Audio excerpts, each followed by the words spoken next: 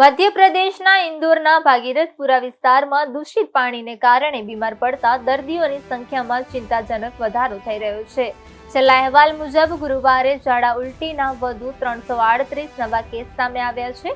આ વિસ્તારમાં દૂષિત પાણીને કારણે અત્યાર સુધીમાં કુલ દર્દીઓનો આંકડો આશરે 2800 સુધી પહોંચી ગયો છે. ભગીરથપુરા સ્થિત આરોગ્ય કેન્દ્રમાં સવારથી મોડી રાત સુધી બાળકોથી લઈને વૃદ્ધો સારવાર માટે આવી રહ્યા છે. દૂષિત પાણીને કારણે શુક્રવારે વધુ એક વૃદ્ધ મહિલાનું અરવિંદ હોસ્પિટલમાં સારવાર દરમિયાન મોત થયું છે, જેનાથી કુલ મૃત્યુઆંક વધીને 15 થયો છે. હાલની સ્થિતિએ વિવિધ હોસ્પિટલોમાં કુલ 201 દર્દીઓ દાખલ છે, જેમાંથી 32 દર્દીઓની હાલત ગંભીર હોવાથી તેઓ આઈસીયુમાં છે.